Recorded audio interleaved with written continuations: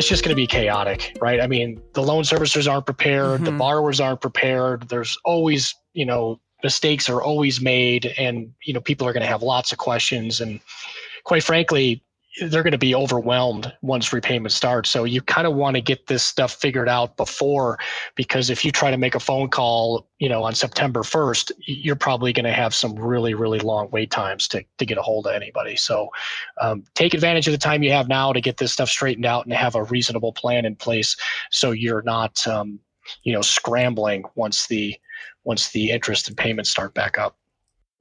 That is student debt expert and VIN Foundation board member, Dr. Tony Bartels, with Dr. Rebecca Mears. And this is the VIN Foundation's Veterinary Pulse podcast, special student debt series. I'm Jordan Ben-Shia, Executive Director of the VIN Foundation. Join me as I talk with veterinary colleagues about critical topics and share stories. Stories that connect us as humans, as animals, as a veterinary community. This podcast is made possible by individuals like you who donate to the VIN Foundation. Thank you. Please check the episode notes for bios, links, and information mentioned. Hello, Tony and Becca. Welcome back with us. Hello, Jordan. Yeah, time to talk student loans again. Obviously. Yeah. Student debt series. Yeah. I think we have the most episodes around this series. Welcome, Becca. Hi, everyone. Really excited to be here. Yeah, we're really excited to have both of you here.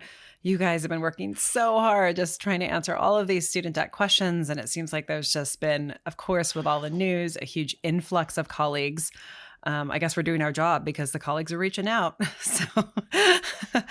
And so, as always, let's dive right in. And this episode, we're going to be focusing on kind of a current hot list of questions that we have been seeing from colleagues asking about student debt. We recently sent out an email with this hot list, and we highly recommend that you sign up for our emails if you are interested in staying up to date on this. We will not email you a lot. We probably should email you more, just to keep up with everything. But let's dive right in. So first off, let's focus on the major student loan happenings, and there's been a lot of them.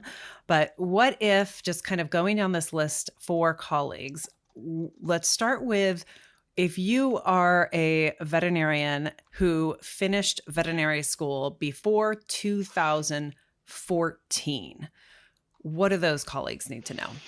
Yeah, so the first thing, the reason why that 2014 cutoff kind of exists has to do with how the student loans have evolved over time. And around 2010, there was a phase out of the previous student loan types that most people had, federal family education loans. So after July 1st of 2010, nobody received any new federal family education loans.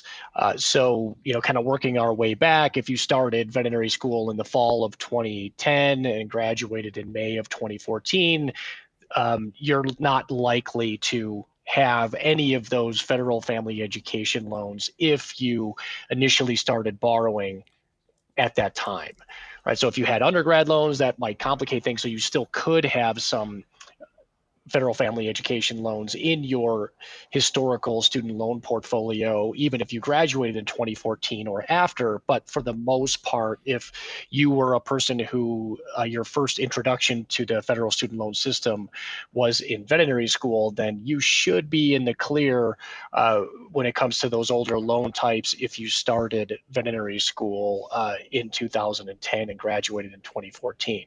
But for anybody that graduated before then or has any of those older federal family education loan types in their portfolio, then you really, really, really want to consolidate, right? You want to get familiar with the one-time forgiveness count adjustment. We've got a special infographic on the VIN Foundation website. It's got its own dedicated page, and there's also a one-time forgiveness count blog post that supports that.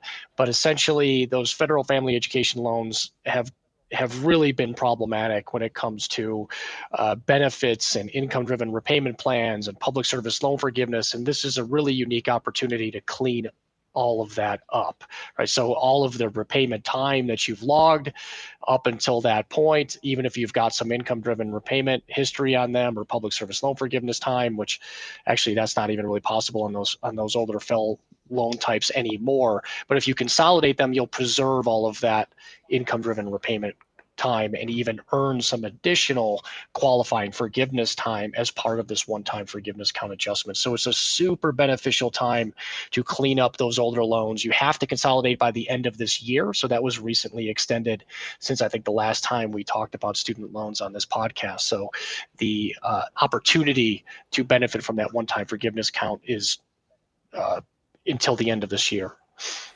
Right. And that's why it's sort of top on our list of things that colleagues should focus on right now, because that's the goal with really this whole roundup is sort of this hot list is what do you need to know right now? Because a lot of these things might be time constrictive, right?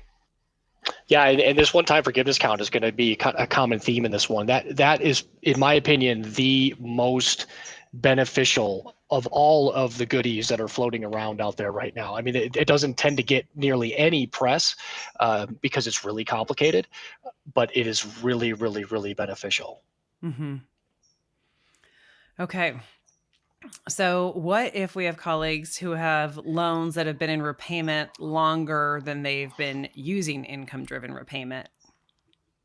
Yeah, and that comes right back to that one-time forgiveness count adjustment, right? So most of the more beneficial income-driven repayment options didn't start until 2009, but many of you have been in repayment for much longer than that.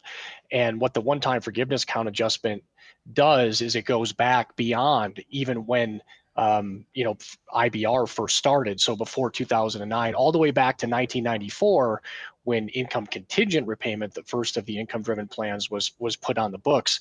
You can go all the way back to loans from 1994, and any repayment time that you have on loans from 1994 or after will be counted as forgiveness qualifying payments as part of the one-time forgiveness count adjustment. The kicker is it's only eligible for those federally held loans, which is why you want to consolidate by the end of this year if you have some of those non-federally held loans, like those federal family education loans or health profession student loans, loans for disadvantaged students, Perkins loans, those types of loans aren't automatically eligible for this. But if you consolidate them into a direct consolidation loan, they will be eligible for the one-time forgiveness count adjustment.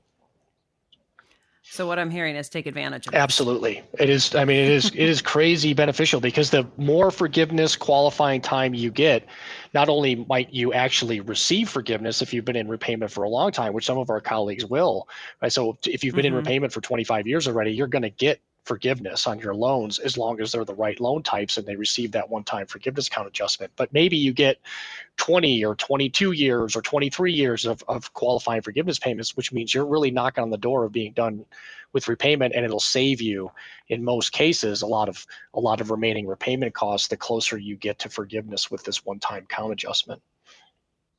We're talking a lot about this additional time towards forgiveness, or this time that we've been in repayment. What if I'm not sure about how much time I've spent in repayment and I want to look that up? Is there a way to do that?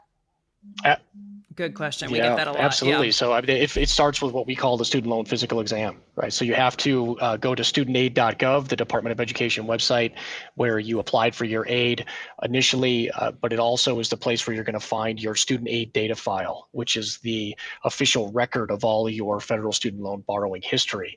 And there's a way for you to download that ugly file containing all of that data. It's a TXT file. You want to take that file from the studentaid.gov portal and put it in the VIN Foundation My Student Loans tool, right? That's going to show you all of your loan types. We'll break them down by the categories. It'll show you all the loan dates, so when you started borrowing those. And then we can start to piece together how much repayment time you have, right? So, unfortunately, the time that you've spent in school will not count towards the forgiveness count adjustment, but any time that you've spent in repayment and even certain deferment and forbearance time will also be counted as qualifying repayment time as part of that forgiveness count adjustment. So start looking for which loan types you have so you know if you need to consolidate, but also looking at the dates that are associated with those various loan types and thinking about when they first entered repayment at various points along the way. And if you consolidate them all together, the count that you'll receive will be the greatest count available, right? And this is where, a lot of us have some really tortuous pathways to and through veterinary school. And if I had loans from, 1999 and I took, I had a prior career doing something else for 5 or 10 years, and then I went to veterinary school, I've got loans from back in the early 2000s that might have 5 or 10 years of payment time on them. I can combine them with my veterinary school loans that might have 5 or 10 years on them as well, and I can add, I can add that together, right? So I'll get the greatest amount of forgiveness qualifying time based on the loan that has the greatest number of repayment months on it, right? So that's what makes this forgiveness count adjustment so beneficial. And one thing we've talked about before for sure is payee, and that there are a lot of changes potentially coming to payee. So if somebody is eligible for payee and if they're using payee, we've talked about there are things that they need to know. So let's remind them, what are those? Right. So just for clarification, I mean, pay as you earn, payee, I call it pay. It's one of the more beneficial of the income-driven repayment plans. It is on the chopping block, let's call it that. So there's been some changes proposed to income-driven repayment, and they are working their way through the system. So they've already made it through the negotiated rulemaking process, which is where they open it up and the public comments on them, and then they'll piece together all those comments, maybe make some minor adjustments around the edges, but then set an effective date, right? And that'll likely be in 2024, but we haven't seen that yet. But what that ultimately means is that we're going to see potentially pay as you earn phased out, meaning that you'll no longer have access to it if you're not already using it. So the good news is that if you are already using it or you're planning to use it, then you can keep using it, right? Anybody that's enrolled in Pay As You Earn when these changes take effect will be able to continue using Pay As You Earn for as long as you stay with it or until you reach forgiveness. But after the effective date, if you're not using it, you won't be able to get into it, or if you select out of Pay As You Earn for any reason, you won't be able to get back in. So it's one of those areas where you really want to know, am I eligible for Pay As You Earn? Not everybody is, right? So it has some special eligibility requirements that VIN Foundation My Student Loans tool can help you understand if you're eligible for Pay As You Earn. Then you want to see, am I using it?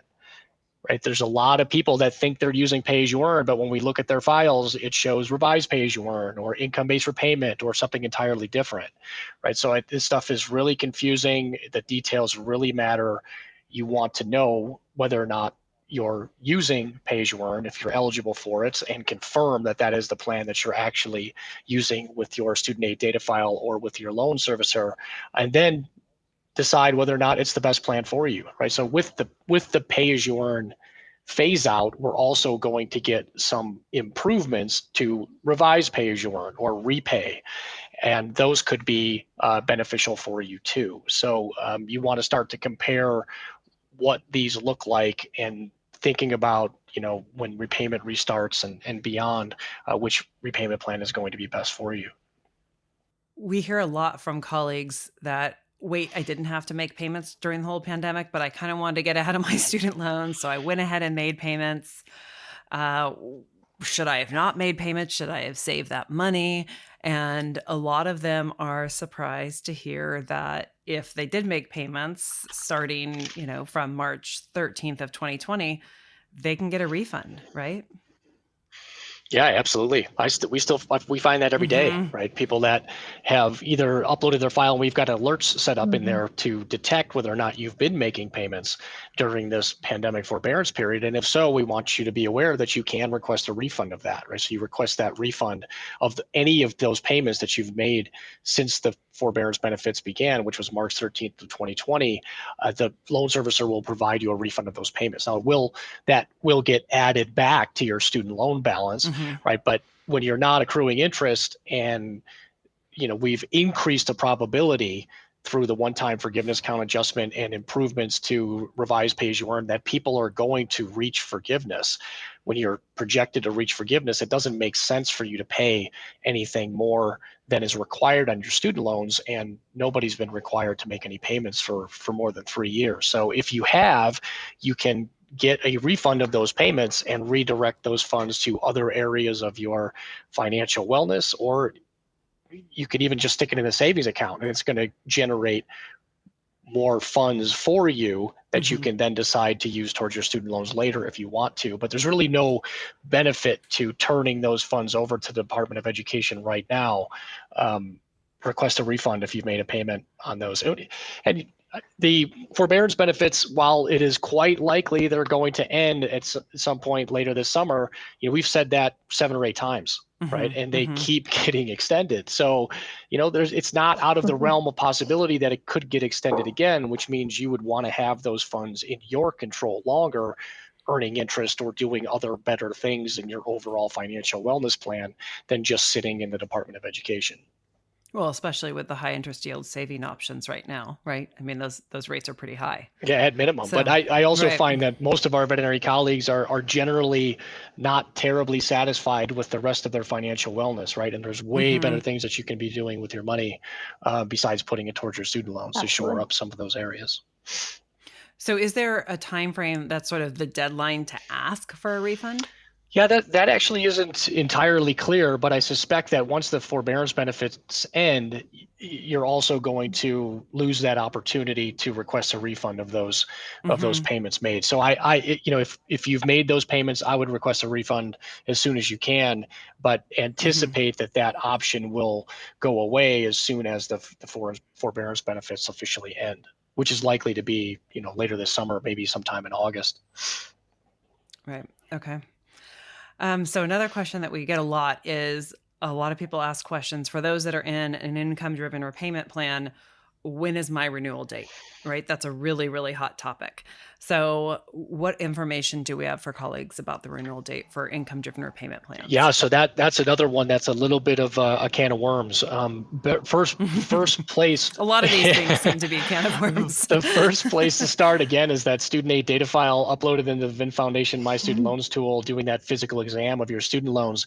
And if you expand the details for any of your loan types in the My Student Loans tool, you'll see an anniversary date listed if you're in an income-driven repayment plan.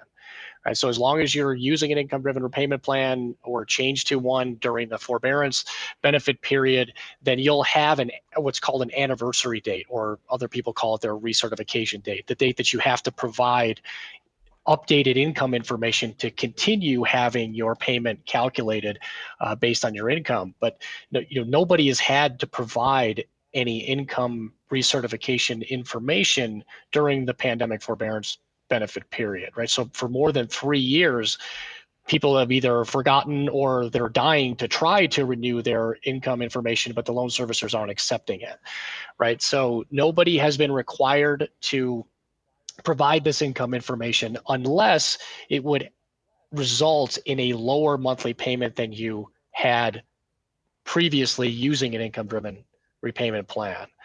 Right. So many of you, especially some of the recent graduates, 2019, 2020, 2021, 22, many of you have had a $0 minimum monthly payment on your income-driven plans since you've graduated, and that will persist. Right. So nobody's been required to provide renewal information through at least the end of the forbearance benefit period plus 6 months after that.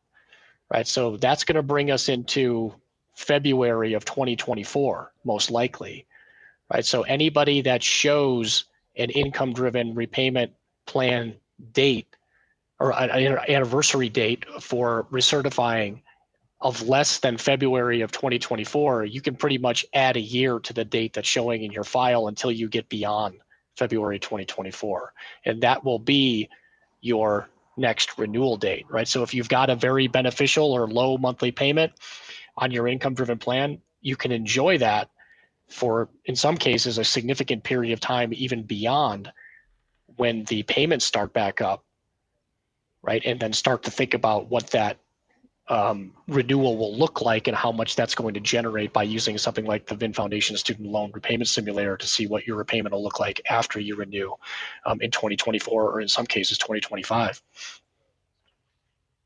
Mm-hmm. Mm-hmm. Okay. So for those that are colleagues that are married, a lot of the questions that we get are around taxes, right? I mean, a lot of questions in general. It seems like they're almost looking for CPA help. But a lot of colleagues are saying, hey, if I'm married, should I be filing separately? Should I be filing jointly? What should I be doing? They're almost looking for tax help, but as it relates to student debt. So within our purview, since we're not accountants or CPAs, if there are colleagues who are married and they've been filing their taxes separately because of student debt, should they file together? What sort of information and the marriage questions? Yeah, marriage. It's complicated, right? Yeah. So it's it's all complicated, all of it. So marriage or filing your taxes? The filing your taxes part is particularly complicated, right? I mean, as soon as we started having payments that are a function of our incomes, we've also subjected student loan repayment to all of the annoyances and idiosyncrasies of the tax filing system. So many of you may have gotten accustomed to filing your taxes separately from your spouse to keep your student loan payments lower, particularly in a plan like Pay As You Earn. But there hasn't been any payments that have been due, right? So there really hasn't been a good reason to file your taxes separately when there's no payments due and no interest is accruing, right? But we couldn't really predict that those pandemic forbearance benefits would be in place as long as they have been. So good news, and one of these lesser known facts in the complicated tax filing system, you can actually go back up to 3 tax filing years, the most recent 3 tax filing years, and change a married filing separately status to a married filing jointly status. And again, because nobody's been required to provide any renewal information during the pandemic forbearance period and for some time after, it's going to make a lot of sense for many of you who have filed recent tax returns separately to go back and amend those tax filings from separately to jointly, and you may get, in some cases, some pretty significant refunds by doing so. So, visit with your CPA to talk about whether or not that's going to make sense for you. But then also think about when you do it's tied to that anniversary date, right? So if you're using an income-driven plan, what is my anniversary date? When am I next going to have to provide updated income information, and what tax return will I be using at that point? Right. So if my next renewal date isn't until mid or late 2024, well, I'm going to have an opportunity to file my taxes again for 2023, possibly separately, to have that one on file when I renew my income information, which means I might be able to go back for 2022, 2021, and 2020 and amend those tax filings to jointly. Right. So that's what I'd be investigating for those of you that have filed your taxes separately recently for student loan payment purposes. Yeah, and you recently covered this in a Dear Dr. Debt column, so we'll make sure to link that in this episode notes as well. Absolutely, yep. For colleagues that are graduating this year, 2023, we do an annual new graduate student loan playbook and webinar, and as well as additional information and checklists, et cetera. So we did do one of those in the beginning of April. And so what sort of things are sort of the highlight takeaways for this specific year? Again, coming back to the one-time forgiveness count adjustment. So those of you that graduated even this year or during the pandemic forbearance benefit period at all, this one-time forgiveness count adjustment can be extremely beneficial for you, particularly if you were one of those career changers or had some repayment time on loans from before veterinary school. You may have the opportunity to transfer some of that older repayment time to your veterinary school loans, which would make you or help you reach forgiveness faster than you would if you didn't consolidate during this one-time forgiveness count adjustment. right? So I would highly recommend looking at your loans. You should know whether or not you've had some loans from before veterinary school.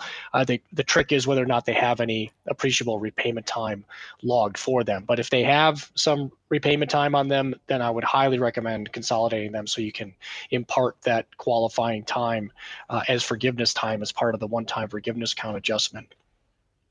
I would also consider 2023 may be the last graduating class who could conceivably have access to pay as you earn, right? So it's still available now, right? I don't know exactly when it's going to get phased out. Again, my sense is probably sometime in 2024, but that means you have the opportunity to choose it, right? And your class may be the last class, if you're eligible for it, to select pay as you earn as a repayment plan if it's the most beneficial for you. So that's exciting as well. For those of you that are also eligible for the new version of IBR, I call it IBR 2014, then we'll encourage you to actually get your loans into revised pay as you earn so you can benefit from the unpaid interest subsidy, and then the proposed changes to revised pay as you earn, which is going to lower the monthly payment and increase the unpaid interest subsidy, which is more beneficial for your loans in general, particularly as you're just getting started and your income is ramping up, will decrease your payments no matter what your debt to income ratio is, right? So even if your debt to income ratio is relatively low, you can still really benefit from revised pay as you earn in the short term here, particularly with the proposed changes. And then for those of you that are looking at forgiveness in the future, we're going to start talking about using revised pay as you earn and switching to that new version of IBR, IBR 2014 when the time comes, right? So there are definitely some changes coming to, especially for the very recent graduates who are more likely than not to be eligible for a plan like IBR 2014 or new IBR, which means you're going to want to start with repay and eventually switch over to that new version of IBR if it looks like you're going to hit forgiveness. So that's going to be something we're going to be talking about a lot. Only really pertains to new and recent grad scenarios. We did touch on that in the new grad playbook in more detail, so I would encourage you to review those materials if you want to learn more about that.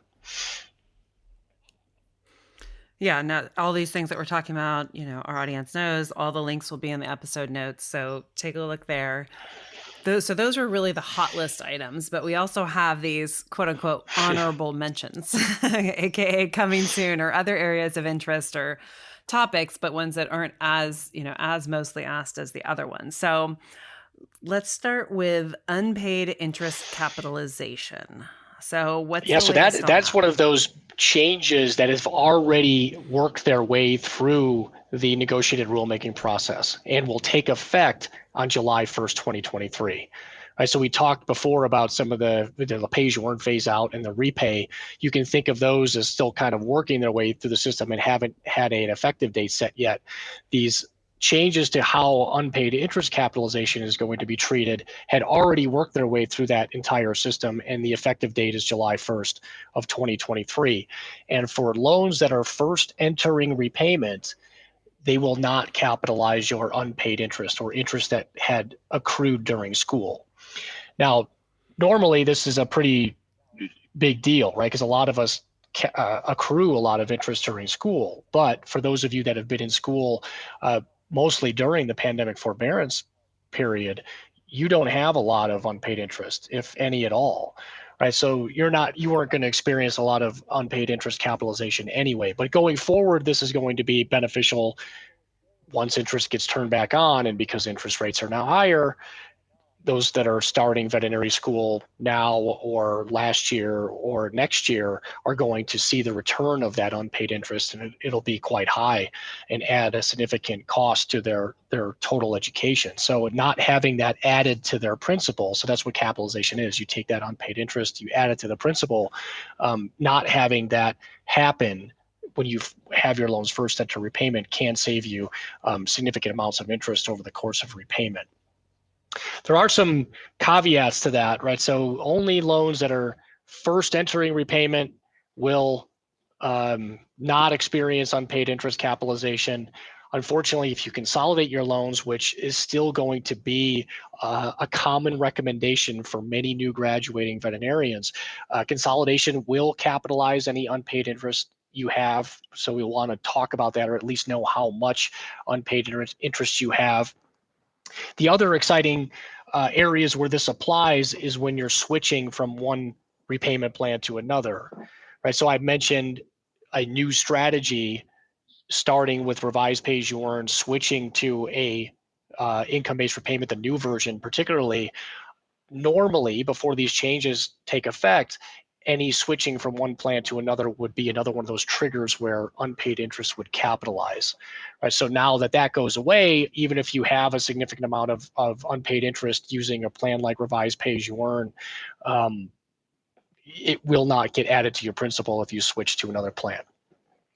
Unfortunately, if you start with income-based repayment and switch to another plan, it still will capitalize your interest because they could not change that provision, because by law, when you exit income-based repayment specifically, it says that the unpaid interest must be capitalized, right? So overwhelmingly, it's a positive change. Most instances of unpaid interest capitalization will go away, like when people were forgetting to provide their renewal information. That was a real common source of capitalization. That's going away, again, except for plans like IBR specifically. But in general, that's going to provide a lot of relief for folks, since that still seems to be one of the more confusing aspects of income-driven repayment, is getting that income-driven renewal information on time. Wow, and that was just one question, right? I know, it's crazy. This has been nuts trying to keep up with all this stuff. Right. And we're not even, they haven't even turned the interest in the payments Just think of back everything on, we're going to have to tell people once that happens. Yeah. So going back to the one-time forgiveness count adjustments, let's talk about when those will be applied and what they might need to know. Yes, the most recent guidance on that is 2024. Earlier, when that was first announced, they were hoping to have that done before the forbearance benefits would end, or sometime in 2023. They're still hoping to cancel for those folks who have eclipsed the 20 or 25-year maximum that is required to reach forgiveness. They're hoping to have that applied by the end of 2023. But if you still have repayment time remaining, you're not going to see that forgiveness count adjustment applied until 2024. We don't know exactly when. It's right now, it just says 2024.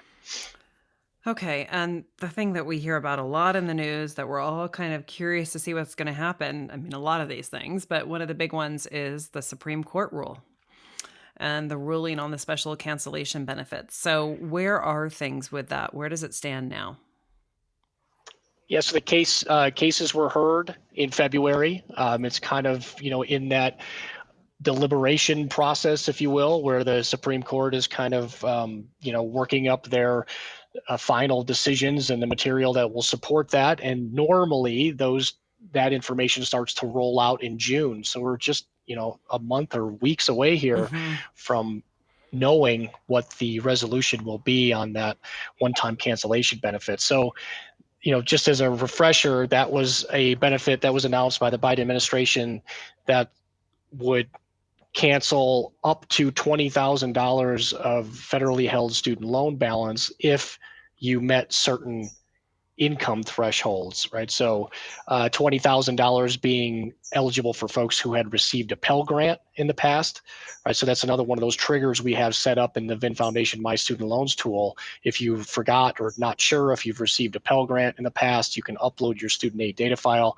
and there'll be an indicator in that My Student Loan summary that shows whether or not you've received a Pell Grant. But if you have, and the Supreme Court allows these benefits to go through and you meet the income threshold requirements, you can expect to see $20,000 of your student loan balance canceled. And if you've not received a Pell Grant and still meet those income thresholds, then you'll see $10,000 or up to $10,000 of student loan balance canceled. And either one would be a huge benefit for a lot of people, right? I mean, $10,000, that's real money. $20,000, that's real money. More beneficial for those folks who have very small balances and undergraduate debt, So, we haven't really focused a whole lot on the cancellation benefits. Like you said, I mean, any amount is significant, but Right. we're talking about many of our colleagues have $200,000, $300,000, $400,000 of student loan balance, right? So a $10,000 cancellation, while nice, is really not appreciably changing their overall repayment strategy. Right. But still real money. Yep. So, we've heard this a lot, and we've taken guesses, we've put bets in. When do we think the forbearance benefits and interest and payments are likely to start up again? Well, they've already cursed themselves by saying final again on this one. So, Right. And I think they've said that 4 or 5 times. So, and if you've ever done this in your own work, as soon as you mark something as final, that's almost guarantees that it's guaranteed edits. Exactly. So, I think a lot of it's going to depend on what the Supreme Court decides, especially if they decide against it, which I think, in my opinion, is quite likely.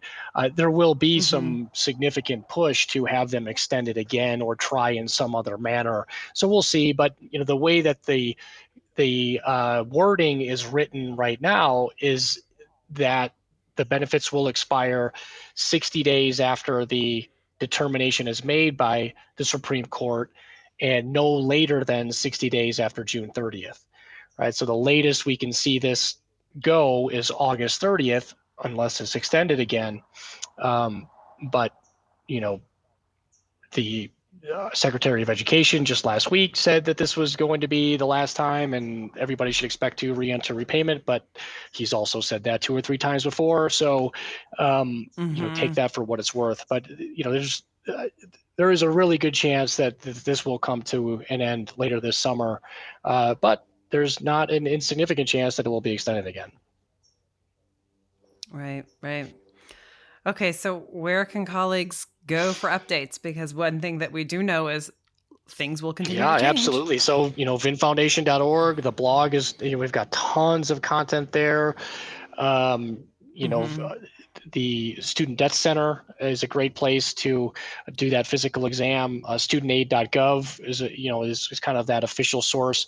You're going to want to check your loan servicers. Now, you're not always going to see the information in your student aid file match what your loan servicer is telling you, but that's the benefit of looking, right? I always like to be able to double check what my federal student aid file says against what my loan servicer is saying. And if they are different, I want to call my loan servicer and find out why. And there's been a lot of loan servicer shuffling going on recently. So another reason to just make sure that everybody's on the same page, particularly if we are going to re-enter repayment later this year. I mean, it's just going to be chaotic, right? I mean, the loan servicers aren't prepared, the borrowers aren't prepared. There's always, mistakes are always made, and people are going to have lots of questions, and quite frankly, they're going to be overwhelmed once repayment starts. So you kind of want to get this stuff figured out before, because if you try to make a phone call, on September 1st, you're probably going to have some really, really long wait times to get a hold of anybody. So take advantage of the time you have now to get this stuff straightened out and have a reasonable plan in place, so you're not scrambling once the interest and payments start back up. Yeah, absolutely. Anything else our listeners should know? Oh, well, the only other thing I think that did make it into that email that'll be in the next one that we send out, whenever that is that the interest rates for next year were set, right? And they're going to be the highest that we've seen them ever in this structure. So veterinarians who are borrowing for veterinary school can expect to see direct unsubsidized interest rates at 7.05%, and direct grad plus rates will be at 8.05%. So for those of you that are in school, how much you're borrowing is really going to have to take focus again, right? We've gotten really used to this no interest stuff accruing during school, but when it does get turned back on, it's coming back on fast and furious. So we have to be really cognizant about how much we're borrowing with that interest accruing while we're in school.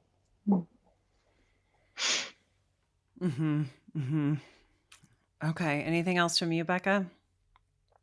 I think the big thing is there's so much going on, right? Like, I mean, we're we're talking about all these changes, some of that have happened and some that are coming.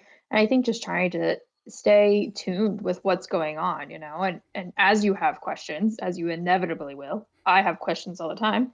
Let us know, right? That's kind of what we're here for, is to help work through those problems. And so reaching out to us at studentdebt@vinfoundation.org and letting us know what's kind of tripping you up and what you want to know about. Yeah. Absolutely. And Beck and I have both been really busy in the student debt folder where we provide that personalized assistance. And it's crazy how different the plans and strategies are based on your specific circumstances, and everybody's circumstances Absolutely. are so different. And it's really, you can really get nuts with this stuff, and we do, and with Mission good, accomplished. with good, yeah, right, with good reason. I mean, there's tens and sometimes hundreds of thousands of dollars on the table just based on what repayment strategy you choose to embark on. So it's well worth the time to dig into this stuff and try to understand it and how it applies to your circumstances. Absolutely. Thank you both so much for joining us again. And I'm sure we will be back here soon with another update. Thanks, you guys. Absolutely. Thank you. Thank you. Thank you for joining us for this episode of the Veterinary Pulse. Please check the episode notes for additional information referenced in the podcast. If you enjoyed this podcast, please follow, subscribe, and share a review. We welcome feedback and hope you will tune in again. You can find out more about the VIN Foundation through our website, vinfoundation.org, and our social media channels. Thank you for being here. Be well.